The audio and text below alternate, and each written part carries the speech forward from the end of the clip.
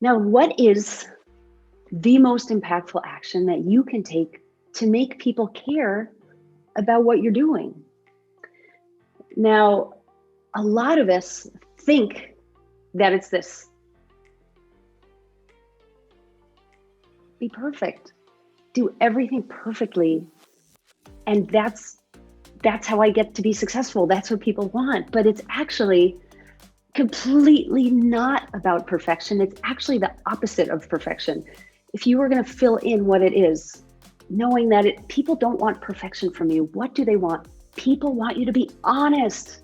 They want you to be authentic. They want you to be real. They want you to say what you think. And when I started writing music in my teens, my late teens, I remember writing songs and I didn't want that sense of vulnerability at all. So anytime I wrote a lyric that felt real, I changed it. Like, I didn't want people to know what was actually going on.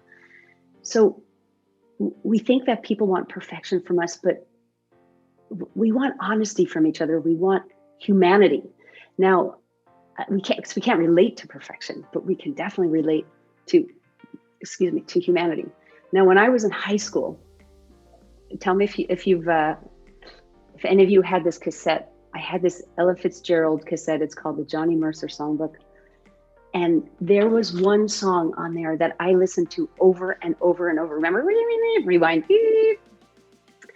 And the song was Mac the Knife, live in Berlin. And the reason I love that song so much was because she totally messed up in it. And it was like the second or third verse, she completely forgot the words. And she just started like making up her own words. She was singing about the guys in the band. She was singing about the history of jazz. She was just like not being perfect at all. She was just being real. She was being honest. She was being human. And that's the only song that I remember from that tape. And it's like, we could buy the album. We could buy any album. Albums today are perfect. I make albums. I know what we do to make them sound perfect.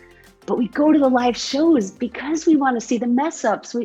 Not that we want the artist to mess up, but we want to see their humanity. We want to see like the real them when it's not perfect.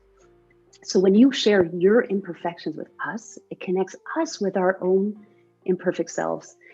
And I want to say that, I'm going to stop sharing here.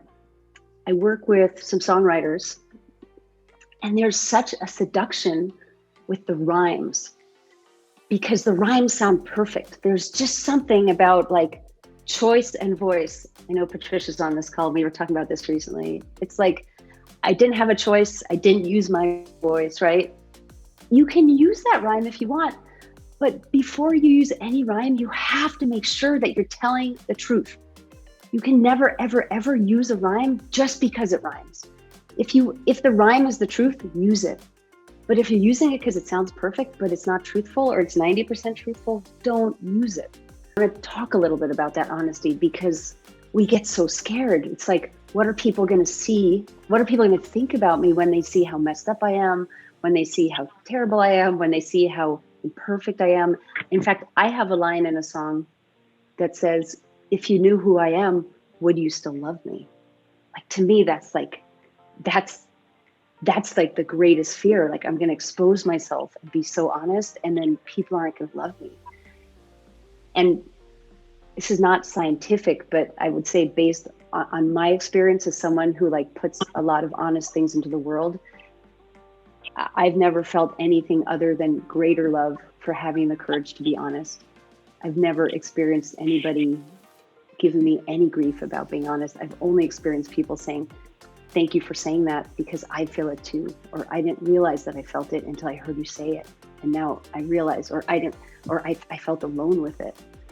So there's something about that honesty that is such a gift when you have the courage to do that.